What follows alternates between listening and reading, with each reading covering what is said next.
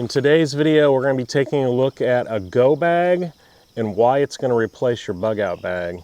Stick around.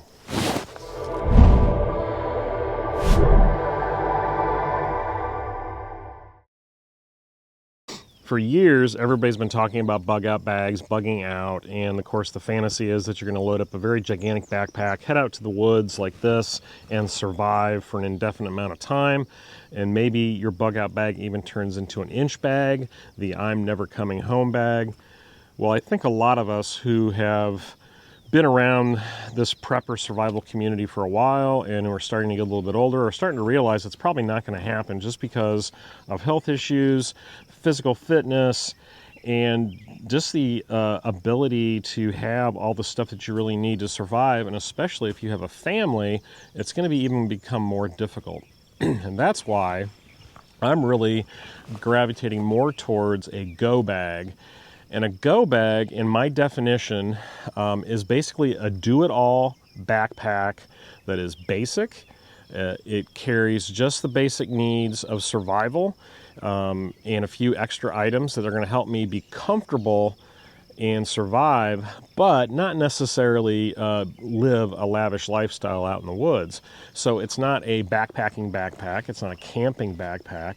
It is a kind of catch-all survival bag that can go from many different environments, from urban to rural to the woods. It can travel with me when I go on vacation. It can go out on a hike with my family. It can be stored in my truck as a get-home bag. It can serve many purposes because it's only catering to the needs of survival. So we're talking about food, water, shelter, first aid, self-defense, and a few other things on top of that. It's not about being super comfortable. It's about just getting through to the next event. It's about traveling to another area and setting up base there, because the reality is you may not be able to stay in your home. I know a lot of people say I'm never leaving, and I understand that, but of course with natural disasters and even with the government, someone may come to you and say you need to leave, you're going to leave. What are you going to do? You need to grab some stuff, and having a lot of large backpacks full of camping gear may not be the best option, but having a backpack that at least covers the basics is a good idea. And what's awesome about this kind of concept is you can also use this as your assault pack. This can be worn with a chest rig, and now you're going from just wilderness survival and transitioning into more of that Minuteman or that home defender role. So I want to break down what's in this pack, what I'm carrying, and see what you guys think, what needs to be added, what needs to be subtracted, and we'll talk about the pros and cons of it along the way. Now, the pack I've chosen for this build is the new Condor Prime 21 liter pack. It's a very streamlined, simplified, urban style bag or backpack. It really reminds me of kind of a Go-Ruck style with a few added or different features. And what I like about it is that it doesn't have a lot of bells and whistles to it, a lot of stuff hanging off of it as far as pouches. It's not overly complex in its organization. It's very simple. Comes in some very basic colors, black, coyote, and then this multicam black, which I think is pretty cool. At least gives you a little bit of camouflage concealment, but it blends in very well in the urban environment. I see multicam black and variants of it. So what I'm trying to do is get away from a very large backpack and carrying tons and tons of gear. What I want to do is I want to focus on the essentials, so this really becomes a survival backpack that is focused on just the bare necessities of what you need to be comfortable somewhat and stay alive. So on the outside of the pack, I have this Rhino Rescue first responder pouch. This, of course, has a tourniquet at the bottom, but then in here, this really is just the quick stop the bleed kind of items. So we have gauze, compressed gauze. We have a an emergency bandage, and then we have hemostatic gauze. So this is going to be for a major wound. This is not first aid as much as it is trauma. Also on the outside of the bag, I have my Grail water filter. There's some newer models that have a titanium cup. That may be an option. They're very expensive, but the basic Grail works very well. And what's so nice about this is a water filtration system. You're able to grab and go water as you're moving. You don't have to wait for it to go through a drip filter. That takes time. It's not a bad idea to have something like that, like a Sawyer, as a backup. So like if you are in a camp situation, you can, drip and filter water over a longer period of time in greater quantity. But if you're moving, hiking, walking, this system works very, very well. It does great. It's easy to use, and it doesn't really weigh that much, and it makes an excellent water container. Communication and being able to monitor communication is really important, and the Baofeng radios are inexpensive. This particular model, and I'll put a link down in the description below for it, I'm able to monitor a lot of different radio bands. I believe it does GMRS as well as the ham bands, so that gives me a little extra peace of mind of what's going on in the world. And then if I have people that I know and I have a communications plan set up, there will be people that I can talk to if I hit repeaters. So having this ready to go and charged in my bag, I think is an essential piece of equipment that's sometimes overlooked. Land navigation is still an important factor. You don't want to rely on your phone. So in this notebook, I have write and read pens. I have a compass that I can do orienteering with, but I can also do map work with this very easily. And then of course we have our write and read notebook, and then I have some grid readers in here as well. And then along with that, I have a small map case. I don't want a huge one. I just want something that I can fold up some area maps as I obtain them, stick them in here. And then of course I've got my alcohol pen so I can write on the acetate. Another thing I like about this pack is that it clamshells open. It's what I would consider a fillet pack. Very used to these types of packs. We use these pretty exclusively in search and rescue because you were able to get to the contents very quickly. And if you're carrying medical gear, it made it even that easier to get into during an emergency. So having a couple of meal options ready to go. I like these because all I have to do is add hot water, seal up the bag, let them reconstitute, and then they're ready to go. And they don't take up a lot of room. They're fairly lightweight, and they taste good. But I also supplement that with some other things. In this Marine Corps utility pouch, I have another small food kit, and I've got some tuna packets. I've got some different energy bars. I have coffee packets, instant coffee, and then I also have liquid IV, which is a great rehydration mix that I can add to my water. So this just has a variety of smaller items, but snacks are the way to go for quick energy, especially if you're moving around a lot. In this pouch, I have a small O-light flashlight and a whistle.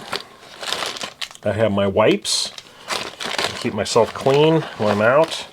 And then a basic first aid kit that has a tick key, some Tylenol, lip balm, moleskin, various size of bandages for boo-boos, cuts, abrasions, things like that. A titanium spoon for eating my food out of my packages. So I really don't want to have to dirty a pot to eat. And then for my cooking vessel, I use this one. I think this is a pretty decent option. This is from Boundless Voyage. It's titanium. What's great about it is it's like a canteen cup, but it has a bail, so I can actually hang this over a fire if I have to. But I've got the handles. And then in here, I keep an S-bit stove. It's the old German military issue stove. A bandana for cleanup, and then butane lighter. Now, keeping yourself dry when you're outdoors is super important, and I recently picked up this jacket, and I've been testing it out, and I gotta say, this thing is impressive. This is from First Light, and it is a very lightweight shell jacket.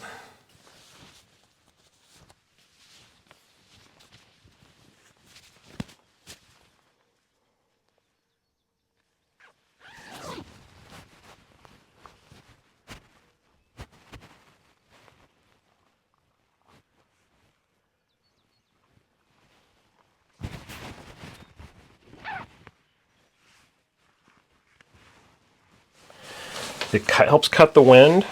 It is so thin and lightweight that I can wear this under other layers.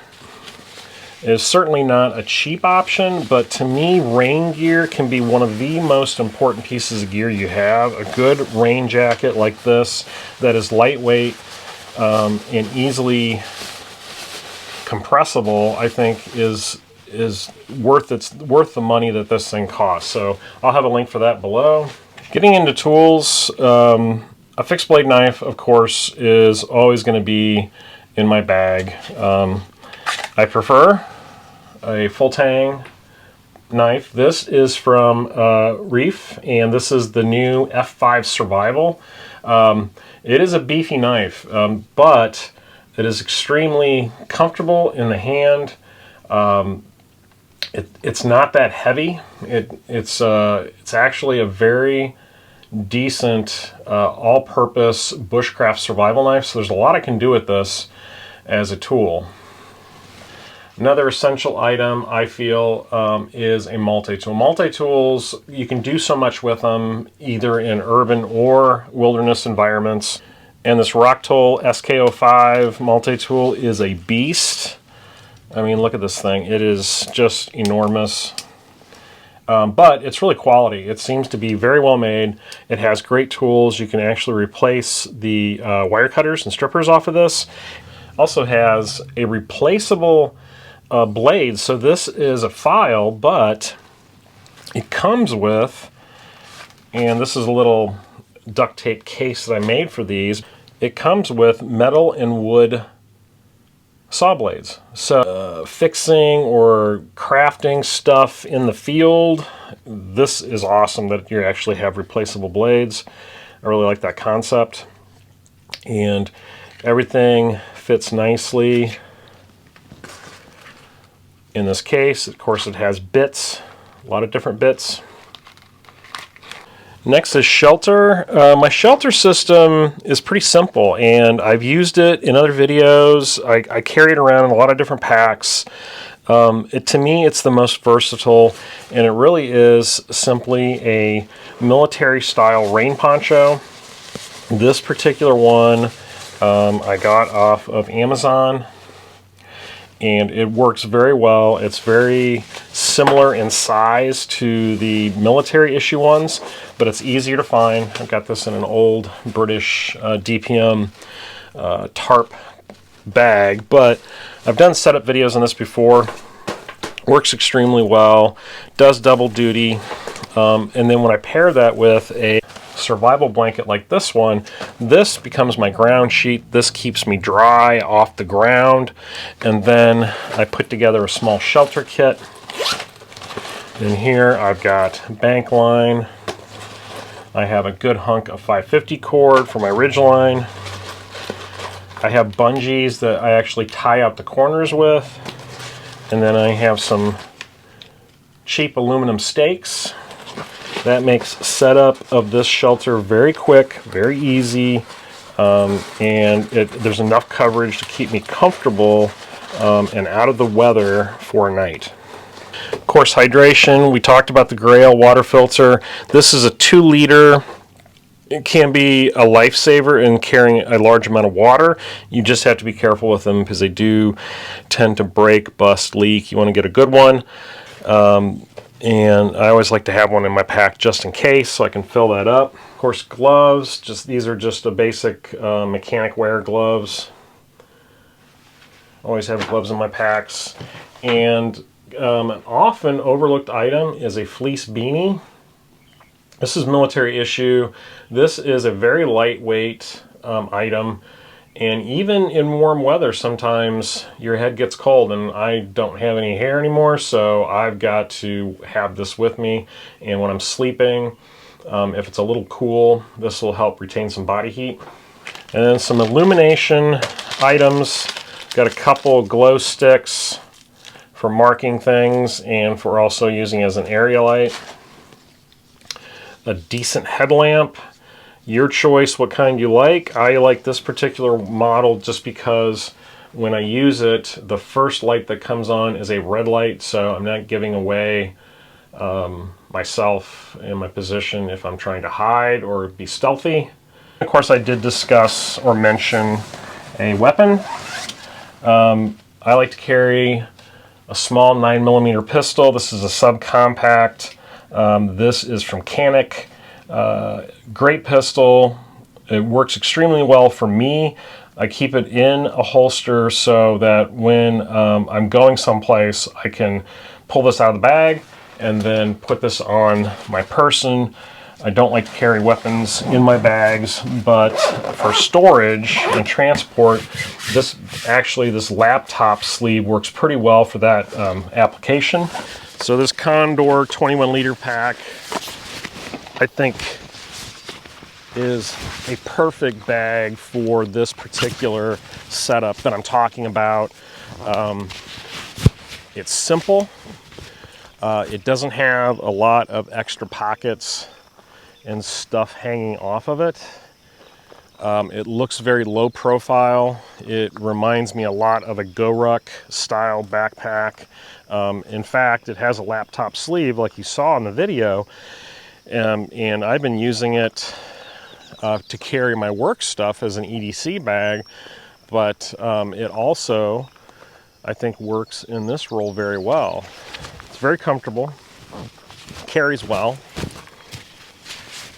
Just do a quick rundown. We've got mechanics gloves, fleece beanie, grabber blanket, Grail water filter, poncho tarp shelter system, F5 survival knife with ferro rod, 2 Mountain House meals, snacks and accessory packs and drink mixes, titanium spork wipes, glow sticks, first aid kit, titanium cook pot with Esprit stove and lighter, First Light rain jacket, Princeton Tech headlamp, extra batteries, Baofeng ham radio, compass, notebook, pens, pencils, grid readers, subcompact 9mm pistol, map case, 21-liter pack, and a Stop the Bleed kit on the side. Alright, I hope you guys found this video useful. Please check out the affiliate links down below. There'll be a list of all this gear that I'm using with links. That way you guys can check out the specs on this stuff. Also, please check out my Facebook group. 27,000 members and growing every day. And preparedwanderer.com. That is the central hub for all things Prepared Wanderer. And we've just added Spread Shop, which is a new way to get Prepared Wanderer t-shirts, stickers, tote bags, water bottles, coffee mugs, all that kind of cool stuff, swag. And it has Prepared Wanderer logos, as well as some new designs that I just came out with. So that helps support the channel. And as always, thank you so much for watching, and we'll see you next time on The Prepared Wanderer.